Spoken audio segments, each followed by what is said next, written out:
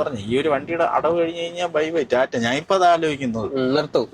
അല്ല ഞാൻ വിചാരിക്കുന്നത് ഇപ്പം വീട്ടിലിപ്പം കുറച്ച് അച്ഛന് അമ്മ കൊടുത്ത കുറച്ച് സ്ഥലമൊക്കെ ഉണ്ട്. ഞാൻ വിചാരിക്കുന്നത് അതെല്ലാം വിറ്റിട്ട് വല്ല തമിഴ്നാടോ എല്ലാം പോയി സ്ഥലം മേടിച്ചാലോ ഒന്നോ.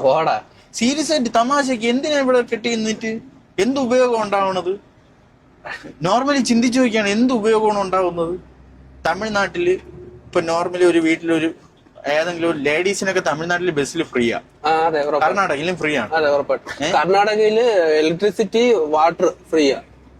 അത് കണക്ക് ലേഡീസിന് കർണാടകയിൽ സൗജന്യ. ഇവിടെ അതേപോലെ ഇലക്ട്രിസിറ്റി തമിഴ്നാട്ടിൽ ഫ്രീ ഒന്നുമല്ല, പൈസ കൊടുക്കണം, കുറവാണ്. റേഷൻ കടയില് അതിന്റേതായ ബെനിഫിറ്റും കാര്യങ്ങളും എല്ലാം ഉണ്ട്. പിന്നെ എന്തിനാ ഇവിടെ തൂങ്ങിക്കിടക്കുന്നത്? ഇവിടെ കിടന്നിട്ട് നമുക്ക് എന്തെങ്കിലും കിട്ടുമോ? നമുക്ക് ഉപയോഗം ഉണ്ടാവുന്നിടത്തല്ലേ നമ്മൾ ജീവിക്കുകയുള്ളൂ. ഇവിടുന്ന് എല്ലാരും പോകുന്നതിന്റെ കാര്യം എന്തോ?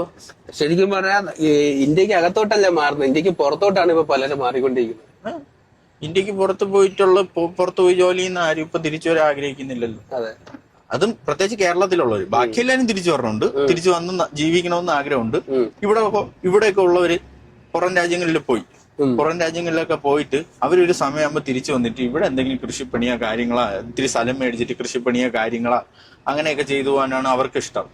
നമ്മളവിടെ പേര് മാത്രമേ ഉള്ളൂ മലയാളി ഇടാ, കേരള നമ്പർ 1 ഇടാ, ലോകത്തെവിടെ പോയാലും ഒരു മലയാളി ഉണ്ടാവൂടാ. അത് കാരണം ഇതുകൊണ്ടൊക്കെ ശരിയാണ്, ഇവിടെ നിൽക്കാൻ പറ്റാത്തതിന്റെ അവസ്ഥ കൊണ്ടാണ് മലയാളികൾ വേറെ എല്ലായിടത്തും ഉണ്ടാവുന്നത്. അതാണ് ഒരു സത്യം.